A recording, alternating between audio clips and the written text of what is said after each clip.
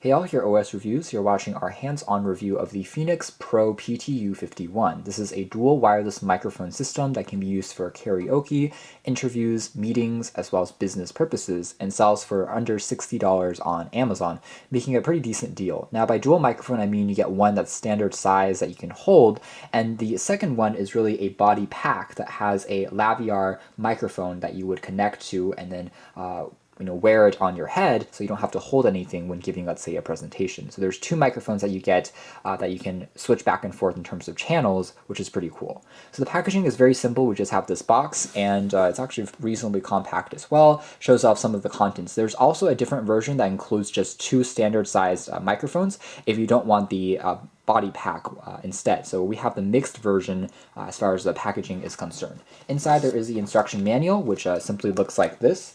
In addition, we have the aforementioned body pack, which is basically worn and connected onto your belt, and it takes two AAA batteries to operate. Otherwise, there's simply a switch located on the top that I can tap on once to turn it on. There's an LED that will blink once to indicate that it's now turned on, and it has a range of around 10 meters or so it works fairly well. Now, one thing I don't really love about the design, as I'll discuss in a bit more detail later on, is that the LED status lights on both the body pack and the standard mic only flash for a split second when you're turning it on. So it's a little bit difficult to tell, if the battery is running low or if it's changing, status, if it's really on. It doesn't stay fully lit. You can tap on it once to turn it off, but it only turns on again for a split second and then fades away. So that's something to quickly note. We also have access to the mic itself, which can be attached onto the cable on the side here on the port, and then we simply wear this again around the neck to talk and communicate into it like a traditional headset.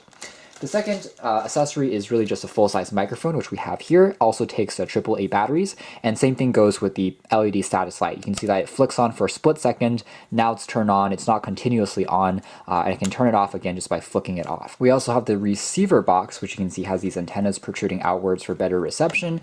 And this is where we also have some LED status lights that will slowly flash if there's sound being inputted from either A or B, which are the two sources of the microphones.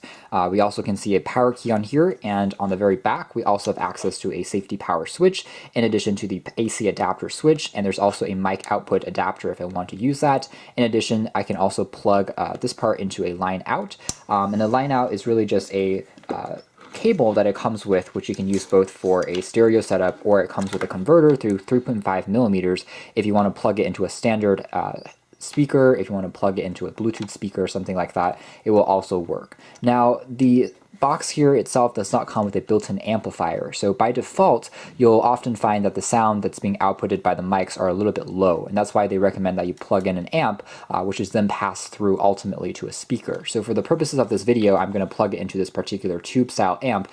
You'll also notice that because it's a very compact box compared to the other wireless microphone system that we reviewed a few weeks ago, is that the knob for adjusting the specific volumes for A and B, which are the two sources, are located in the back. The knob is also a little bit small, but you can twist this if you want to make the volume a little bit louder, a little bit more quiet. So taking a closer look at the build quality before we dive into a sample of what the audio experience is like, I have to say that in general I'm fairly impressed with the mic. It has a nice weight to it. The body is still made out of plastic, but there's a good heft, and it's fairly well balanced. Now, one thing you will notice, however, is because there isn't any soft touch rubber accents on the switch or anywhere else that protrudes from the body, it is a mic that does tend to roll around pretty freely on a desk surface, so that's maybe one potential con, but otherwise it works well. It can even stand up on its base if you want to put it up like this. Otherwise, I can twist this off to reveal the battery compartment and the top, which includes the protective cover, as well as the foam that's covering up the omnidirectional mic, is also coated in aluminum, so it has a fairly strong and sturdy construction. Alright, so test.